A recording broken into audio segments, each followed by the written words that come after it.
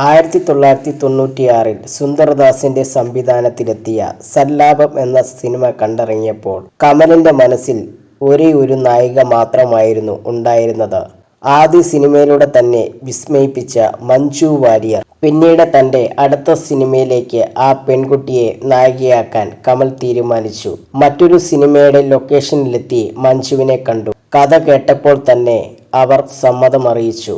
ഒടുവിൽ തന്റെ 18ാമത്തെ വയസ്സിലാണ് മഞ്ജു വാര്യർ ഈ പുഴയും കടന്ന് എന്ന സിനിമയിൽ അഭിനയിക്കുന്നത്. ഷൂട്ടിനു മുന്നോടിയായി കഥാപാത്രത്തെക്കുറിച്ച് പറഞ്ഞു കൊടുക്കുമ്പോൾ മഞ്ജു ഒന്നും ശ്രദ്ധിക്കാത്തതുപോലെയാണ് തനിക്ക് തോന്നിയതെന്ന് കമൽ ഇന്നും പറയുന്നു. സിനിമയെ ഈ കുട്ടി സീരിയസായി എടുക്കുന്നില്ല എന്നൊക്കെ കമൽ അപ്പോൾ ചിന്തിച്ചു.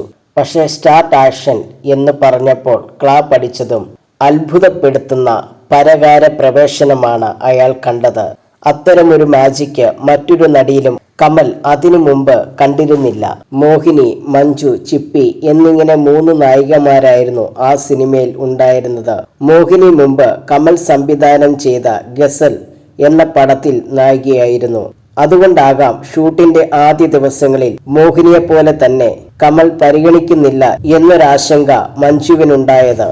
പക്ഷെ 3ാം ദിവസം കഴിഞ്ഞതും അതൊക്കെ മാറി. അവർ നല്ലൊരു ആത്മബന്ധത്തിലേക്ക് നീങ്ങി. വളരെ സൂക്ഷ്മമായ ഭാവങ്ങൾ മികവോടെ അവതരിപ്പിക്കുക എന്നതാണ് മഞ്ജുവിന്റെ ഏറ്റവും വലിയ പ്ലസ് പോയിന്റ് എന്ന് കമൽ ഇന്നും ഓർക്കുന്നു.